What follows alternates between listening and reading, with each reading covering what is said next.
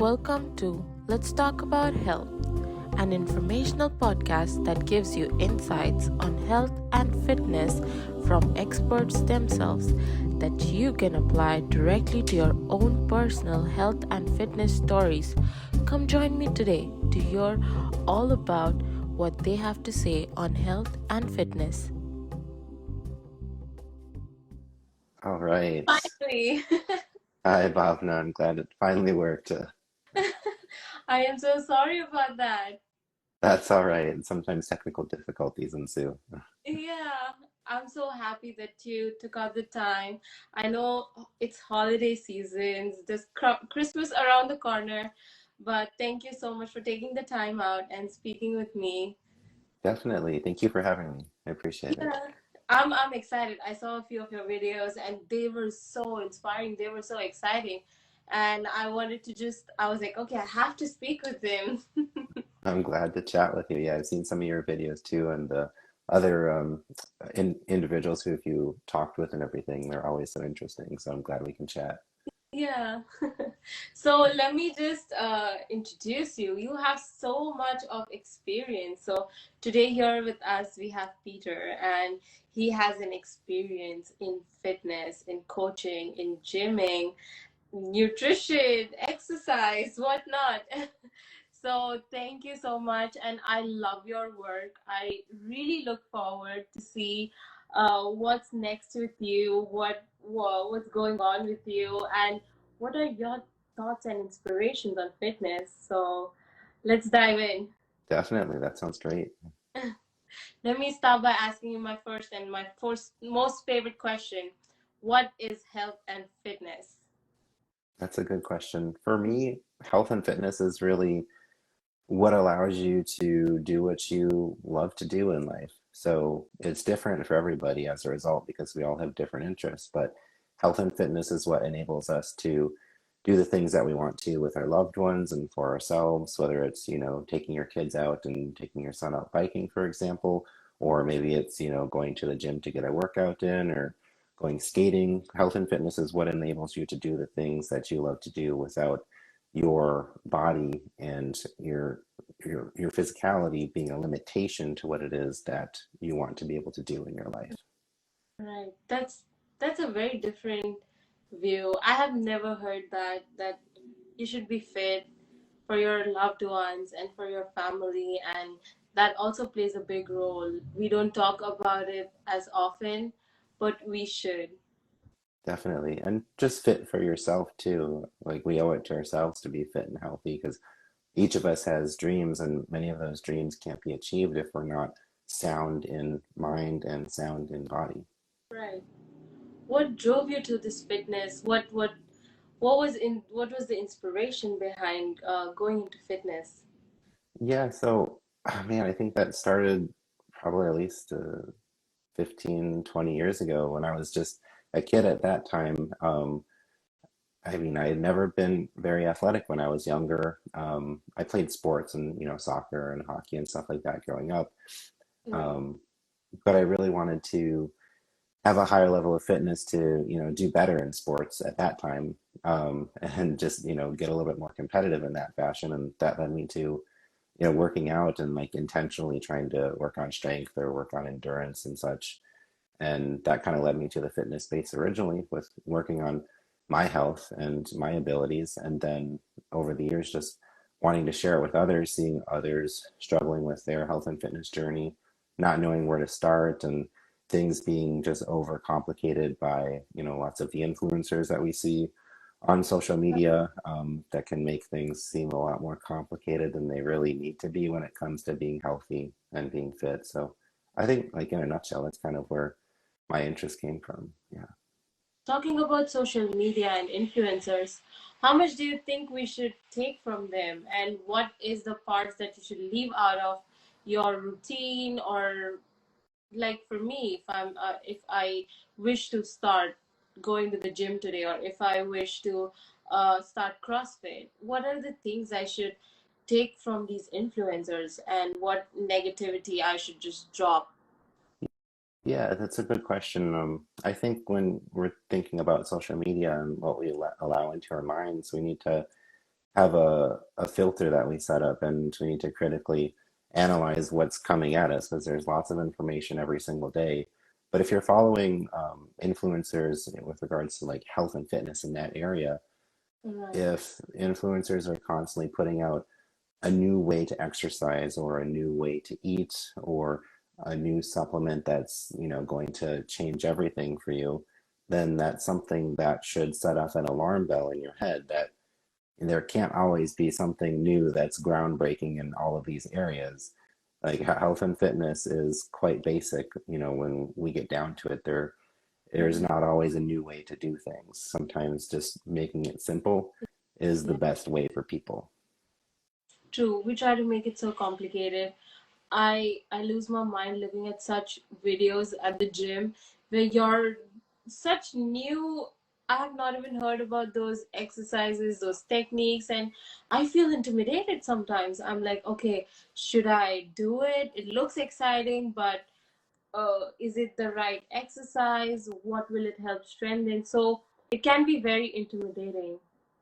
Definitely, definitely. And when it comes to training and working out, I mean, you mentioned the gym, Bhavna, and the gym isn't even necessary to be healthy and fit.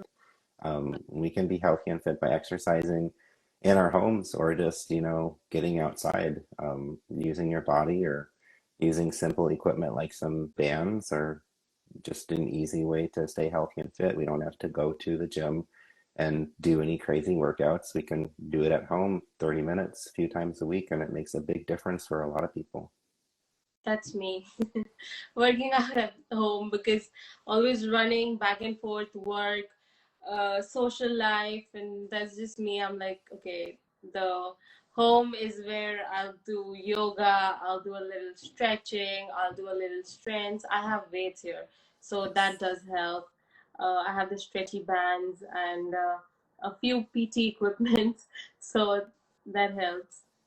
Definitely, definitely. And I like kind of what you're describing. Like just having a few pieces of equipment in your house makes it very easy to stay healthy and fit without having to spend time going somewhere to go and do that. And that's what I have a lot of my clients do because it's easier because everybody's very busy these days with busy schedules, and just making it simple, taking some time off of the whole process so it's easier to fit into your day makes it actually attainable for people. Right. Talking about clients, what kind of clients and cases do you come across? Yeah, so I work primarily with women who are in the age range, so about 25 to 40 years old. Because I'm a millennial myself as well, so I fall into that range. So I can kind of relate to those who I I work with. Yes, yes, definitely.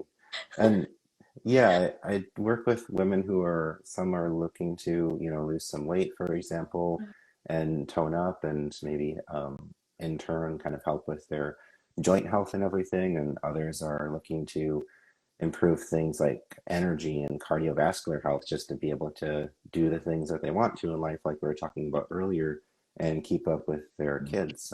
So it's nothing crazy. It comes down to really just quality of life and being able to, help these individuals live their lives the way that they want to and have greater longevity. right. Talking about just the gymming and things that we were talking about previously. I know there are so many misconceptions about fitness.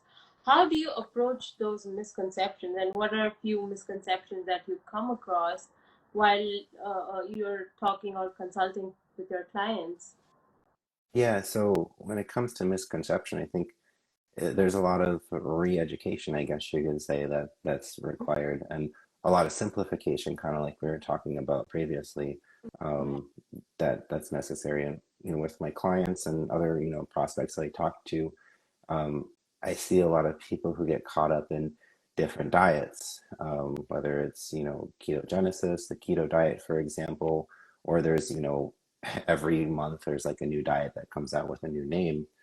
Um, and it really comes down to simplifying in terms of nutrition, just focusing on eating, real whole foods that you find on the perimeter of the grocery store, for example, Mm-hmm. and cooking some of your meals, or using a meal preparation company to cook for you instead of going to restaurants or eating other processed foods that you might pick up at the grocery store. So that's kind of one example. Really just simplifying things and not jumping onto the latest diet that comes down with some interesting name that some big influencer is pushing, for example. Right. Yeah, small things, small baby steps make a huge impact on your body. We really underestimate the small differences that we make in our diet, in our workout.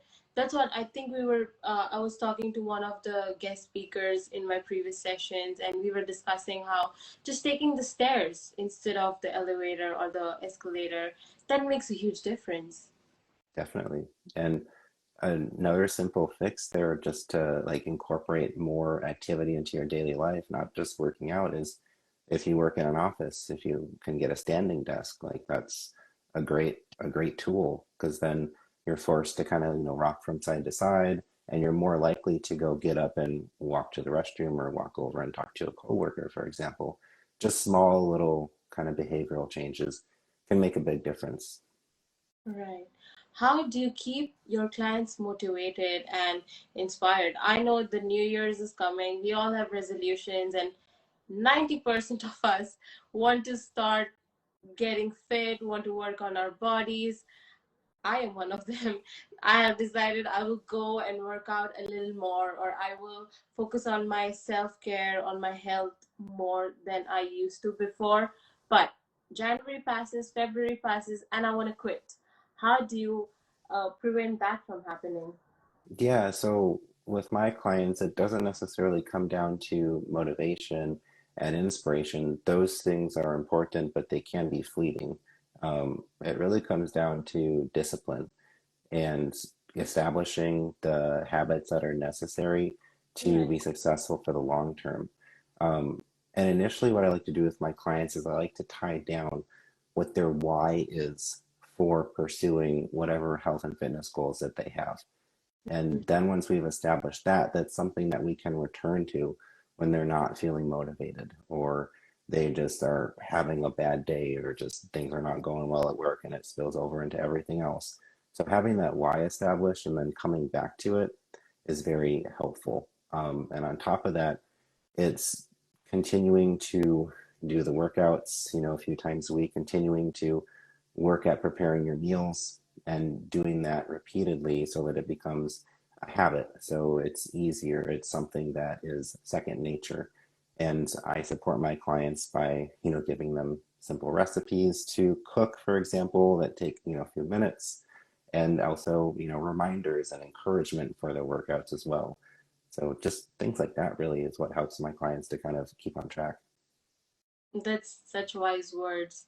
Discipline, encouragement, just pushing yourself, reminding yourself of your goals. That's really wise. And I hope that I can also learn from that and try to be more disciplined when it comes to fitness, because there are days when we are super enthusiastic, but there are days when you just don't have the will to go work out. So I really hope Definitely. to work on it. Yeah, and I mean, I think something else, Bhavna, that I see in our generation of millennials is this need for perfection, 100% or nothing. And that's a mentality that can make it very easy to fail at anything that you try to do in life, fitness and health included. So if you set a goal for yourself, I'm going to work out 4 times a week, and maybe you miss one of those, days of working out, like that's okay. Like 3 days is better than two, which is better than one, which is better than none. But we get down on ourselves when we miss a workout, or maybe we forget to bring our meals with, or whatever it is. But just realize, like, doing something is better than nothing, and you still got to pat yourself on the back when you do something, even if it's not everything. Yeah, I think that's it. We just trying to be perfect. Yeah, I think a lot of root cause comes from that. That's Definitely. correct. Thank you for sharing that, by the way. I never thought it like in that sense, in that way, that just us trying to be perfect could actually cause us more harm than us doing at least something. Definitely. Yeah. I mean, it impacts health and fitness, impacts careers, everything. How do you approach injuries when people who are injured or people who have trauma come to you? How do you interact with them? What is your protocol towards that? Yeah. So with injuries, um, I'm not a doctor of physical therapy, I'm not a medical doctor by any means, but when it comes to injuries, first and foremost, I want my clients to, seek out appropriate help from the right medical professionals because we're all allied professionals working together for greater level of, health amongst the whole community. Right. So if, there's a knee injury, for example, I encourage them to seek help from a, physical therapist, for example, and get examined and have that physical therapist lay eyes on what's happening and provide a plan of recovery. And then I'll, look at that plan of recovery with them once they have that. And then we can incorporate that into their training because then I'll understand what's the nature of their injury. Like I've come across many injuries with my coaching experience and such. It just happens in life. But just reaching out to the whole network of healthcare providers and working with others is necessary as a coach who works in a virtual sense, which is exactly what I do. Right. A community is very important. Yeah. Definitely. Yeah. How do you, what are your opinions and thoughts about telehealth? I think telehealth is great. I think it is a great option to kind of expand the reach to people who may not normally, work with a healthcare provider or may not normally work with like a personal trainer, for example.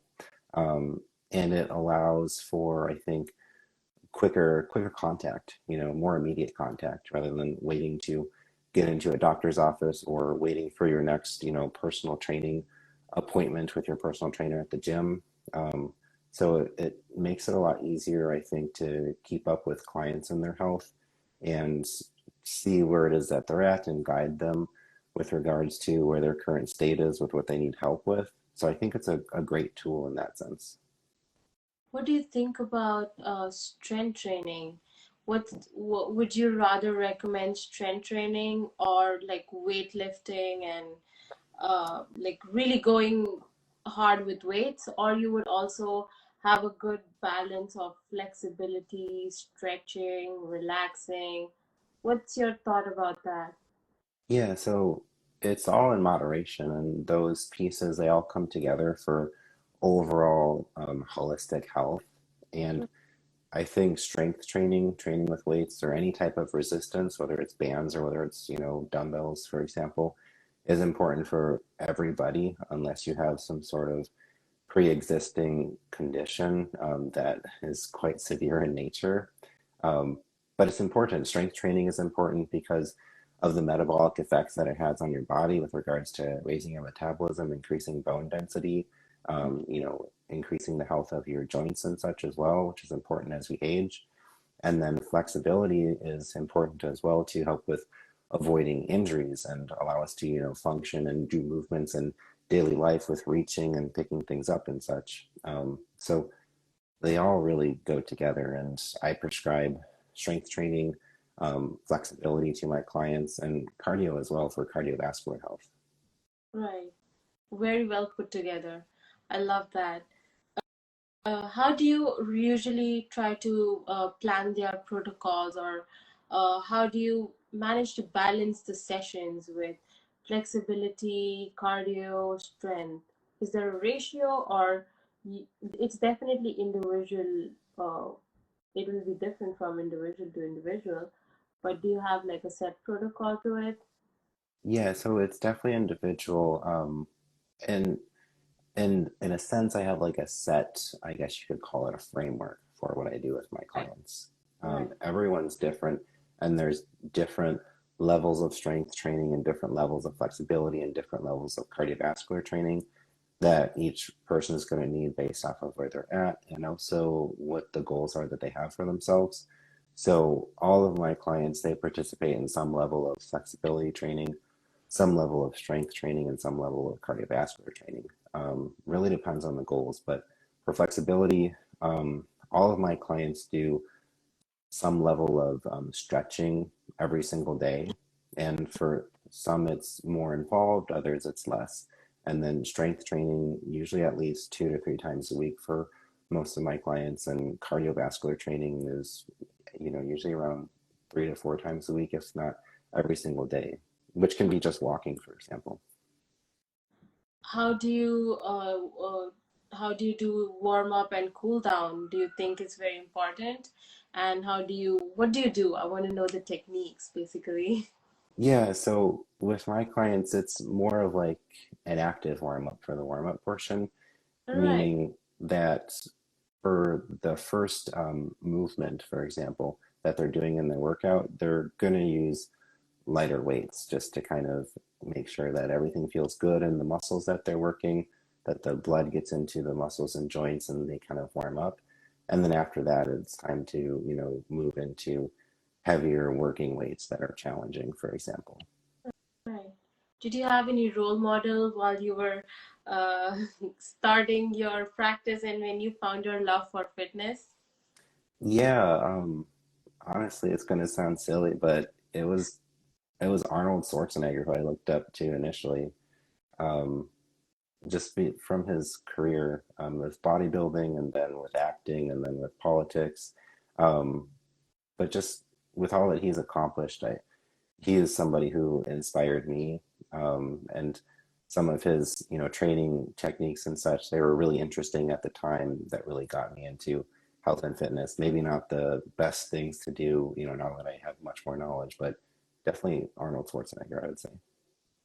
Is acting on your list next then? No, it is not. No, I think making videos and content for Instagram is about the extent of my acting. I think you could do good in acting.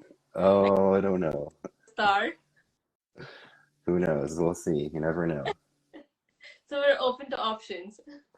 I'm open to anything. It's just more so the likelihood. What is some piece of advice that you would like to give to people who want to start their journey in fitness? Yeah, I would say be kind to yourself and keep it simple. So, like we talked about earlier, it doesn't have to be 100%. You can start out with, like you mentioned, Bhavana, taking the stairs. And then you can transition to, getting out for a walk with your dog every single day, for example. And then after that, you can move up to, well, let's do some workouts now intentionally. Let's use some resistance bands a couple of times a week. So just start slow, be kind to yourself, and just continue to be grateful to yourself for what it is that you're able to accomplish, and then continue to build on that. So that's what I have to say. And if you can do that, it makes it a lot easier to stick to it and a lot easier to progress over time. My professor used to teach a class where he always talked about fitness and how to approach it. So he used to always tell a story that when he was getting into fitness, his idol that he was a doctor, he was a professor. He used to always say, "I'm gonna go walk my dog." And then one day, my professor, he's like, "Sir, but you don't have a dog." So he's like, "But I'm gonna go walk." So walk as if you have a dog. That'll make you walk. So I love that story. I keep telling my patients, keep walking like you have a dog, even if you don't have a dog. I'm gonna have to use that with my clients. That's really good. Because Right? that's like, then you have a requirement to get out and go for a walk. Yeah. Maybe I'll just get a dog. The dog will help me with fitness. Yeah, I mean, that's one way to go about it for sure. Wait, if I'm not wrong, you're practicing in New York, right? No, I'm actually in Texas. Oh, in Texas. Yes. Oh, I don't know why I'm mixed up for some reason. I was under the assumption that you're working in New York or in New Jersey. No, we're down south in Texas here. I did my master's from Texas, Okay, which university? Dallas Baptist University. Okay, yeah, we're in San Antonio. So Oh, yeah, yeah, we got super you. south. Yes. How's San Antonio? Never been. I've been to Austin, San Marcos, never San Antonio. Yeah, we like San Antonio. I mean, we enjoy like the hill country around it. It's a great area to get out and go hiking. Right. There's a lot of good trails, a lot of good rivers in the summer when it's 108 degrees outside. So we like those kind of like outdoor options because a lot of people don't think of hills in Texas. They think of like West Texas, which is very flat, but San Antonio is very different. Oh, okay. That's interesting. I did not know that it had a lot of hills and treks. Yes, yeah, lots of hills, lots of opportunity for hiking, and the downtown area is nice too when you go down to the Riverwalk and check out the restaurants. So if you're ever in San Antonio, that's a great place to check out. Definitely, for sure. I have to plan a trip very soon. Yes. What do you think about working out at home or working out outdoors since we're talking about hills and trekking? Yeah, I mean, I think it comes down to like what works best for you. I mean, I think it's great to spend as much time as possible outdoors, Right. um, just from, getting the natural vitamin D from the sun, and Mhm. just the fresh air and everything. I think it helps to kind of calm people and just help people to even and level out, especially with how connected we are these days with technology 24/7. It's a great way to just kind of come down. So if you can get your workout in outside, that's great. I do my cardio outside, either walking or go for a run, for example. And then, I mean, sometimes like you have to work out indoors because of the conditions outside. If it's too cold or it's too hot, for example. So I have Right. no issue with that. If you can get like a nice happy medium between the two, I think that's great for like your overall just well-being in all sense of the word. All right. Last question to you is any last words for all the viewers who are out there looking to, connect with you or who are inspired by you, just like myself? Yeah, I'm happy to connect with anybody who has any questions about health and fitness whatsoever. I'm always open, so feel free to, send me a direct message or, you know, drop a comment on one of my posts on Instagram. I think you can see my Instagram handle here on the live, but it's above.par.fitness, and happy to connect and help you how I can. That's awesome. Thank you so much for this lovely interview. I really loved and I enjoyed talking to you.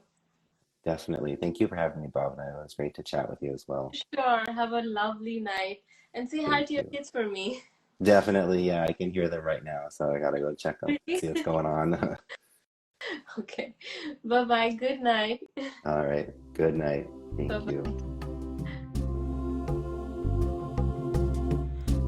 Thank you for listening to our talk about health. You can follow me on Instagram at bhavna.devnani, on Facebook at bhavna devnani, and we'll leave all the information in the description below. Thank you.